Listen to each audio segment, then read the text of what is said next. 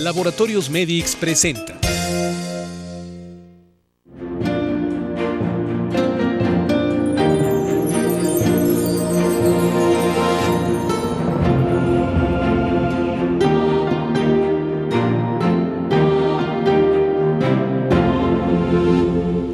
Continuamos, queridos amigos. Hoy, pues en este programa estamos tratando muchas cosas que o no se habían dicho, no se saben. Una de ellas es esta Sor Lucía que pues murió antes de lo que se nos ha dicho, ¿no? Y la otra, ¿por qué revelar el contenido de la tercera parte del secreto hasta el año 2000? Y otra, ¿por qué no se ha consagrado Rusia al corazón inmaculado de la Virgen? Ya hablando de Sor Lucía, ubiquemos a estos tres niños videntes, distingamos a los dos hermanitos, Francisco y Jacinta Marto, que serán canonizados el 13 de mayo, y distingamos a Lucía dos Santos, primero monja dorotea, luego monja carmelita.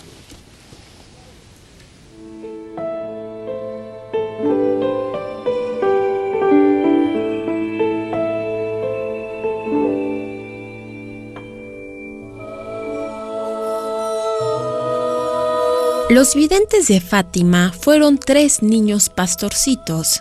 Francisco Marto, quien vio a la Virgen a la edad de 9 años y murió a los 11. Jacinta Marto, quien vio a Nuestra Señora a la edad de 7 años y murió a los 10.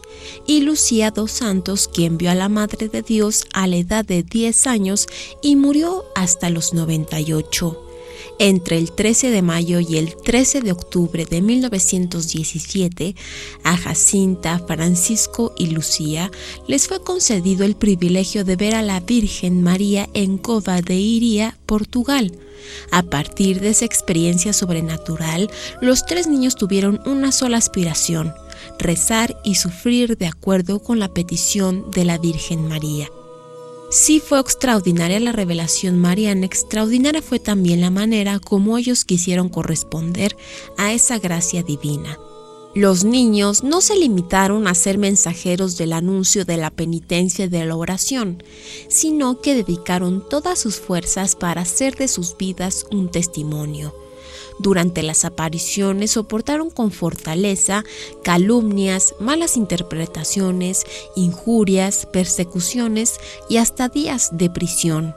Cuando Francisco fue amenazado de muerte por las autoridades de gobierno para que declarara falsas las apariciones, se mantuvo firme por no traicionar a la Virgen y les infundió este valor a su prima Lucía y a su hermana Jacinta.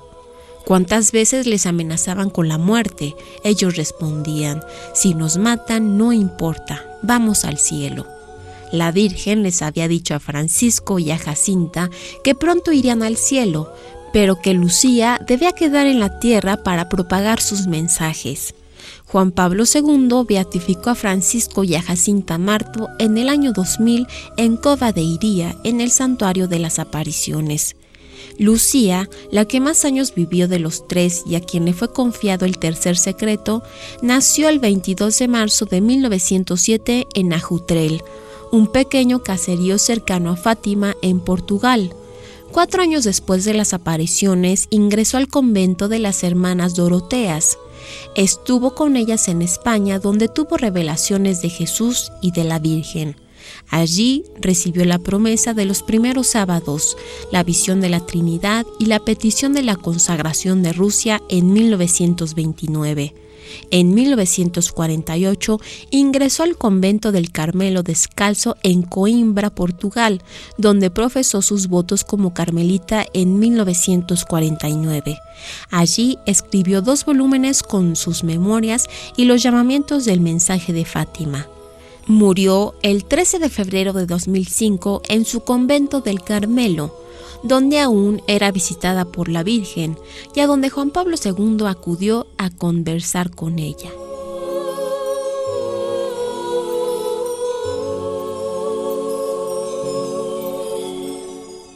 A ver, José Alberto, pregunta como metralleta. 1, ¿quién lo ocultó? 2, ¿quién la sustituye? Y 3, ¿por qué? Bueno, ¿por qué montar una farsa? Con la última pregunta.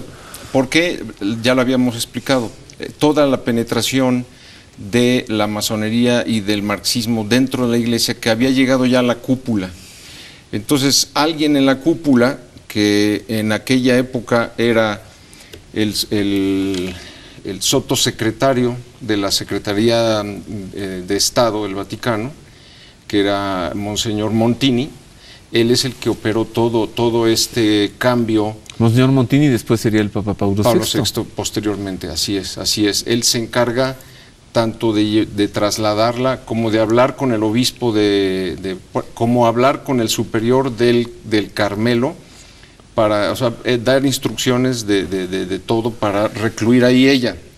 Y se entiende que después, cuando ella muere ahí, también es el que opera el cambio con la siguiente Lucía. ¿Por qué no decir simplemente murió Sor Lucía? Porque precisamente se sabía ya lo que habíamos comentado, que Lucía ya había dado a conocer que a su muerte o en 1960 lo que sucediera primero, el Papa tenía que dar a conocer. Entonces, si acaba de morir, publiquen el secreto. Publíquenlo ya. Toda la iglesia, todos los católicos hubieran dicho, ya murió Lucía, entonces queremos ya conocer el secreto. O sea, una manera de no publicarlo es decir, no digamos que murió. Exactamente. A ver. Ese es el porqué. El quién es Monseñor Giovanni Battista Montini. Esto consta, está en los archivos de Fátima, está ampliamente, fue él el que operó todo esto. ¿Y cuál era tu otra pregunta? Bueno,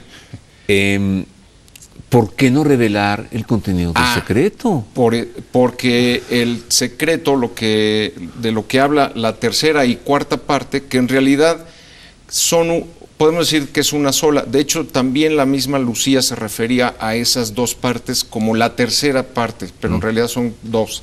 Se refieren a una situación de apostasía dentro de la iglesia y que, digamos, dentro de esa situación de apostasía viene esta persecución contra la destrucción de Roma, del Vaticano, y el martirio del Papa. Pero digamos que entre las dos partes se da a conocer, o sea, queda en evidencia toda la maquinación que ha habido dentro de la jerarquía para ocupar el vértice de la iglesia e incluso llegar al papado. Cosa que se quiso hacer desde Mariano Rampola. Desde Pedro, bueno, si nos damos para atrás. Sí, pero digamos, a León XIII, a la muerte de León XIII, estaba el secretario de Estado, el cardenal Rampola. Mariano Rampola, que era dado porque iba a ser el Papa. Y en el cónclave llega un comunicado del presidente del austrohúngaro, ¿no? Del príncipe austrohúngaro, del Sacro Imperio, vetando la nominación. Y años después, en los archivos vaticanos, dice que el comunicado decía no puede ser papa porque él es gran masón, grado 33, iniciado en Suiza, y por eso Mariano Rampola no llega al papado. Entonces ahí fue el primer intento, fíjate. Ajá. Mire, usted nomás póngale en Google Cardenal Mariano Rampola y nomás vea la expresión de este hombre. Una cosa, véalo. Así es. Entonces, por eso él ya había sido electo, viene el veto del emperador, el sucesor de Carlomagno, ¿no? Exactamente, sí. Y se tiene que hacer una nueva elección. ¿Y resulta electo quién? ¿Pío XII? No. Vino dos papas antes de Pío XII. Vino Benedicto XV, vino Pío IX. Ajá. O sea, es 4 antes. Bueno. Pero vaya, en esa época ya el vértice estaba ya con estos personajes. Entonces, revelar el tercero y cuarto secreto, pues hubiera sido. Esto ya está sucediendo. Nos van a descubrir en toda esta maquinación. Ahora, ¿qué sucede? Que llega el 1960 y dijeron, ¿y ahora qué hacemos? Entonces Juan XXIII dice, pues no quiero darlo a conocer porque no me parece que esto sea de tipo sobrenatural. Y así, simplemente, entonces ya ni a la muerte de Lucía, ni en el 60, porque ya había llegado el 60. Supongamos que Lucía estuviera viva realmente. Claro, faltaba el 60. Pero se les atravesó el 60 y entonces ya ninguna de las dos. Entonces, ¿por qué no se publicó en el 60? ¿Por qué se publica hasta 40 años después, en el año 2000?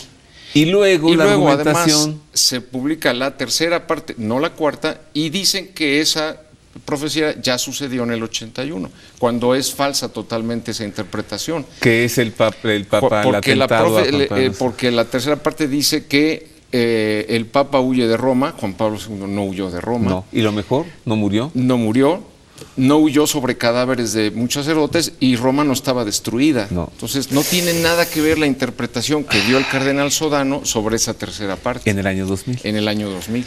Hagamos una pausa más en la conferencia. ¿Verdad? No, pues ya cuál pausa.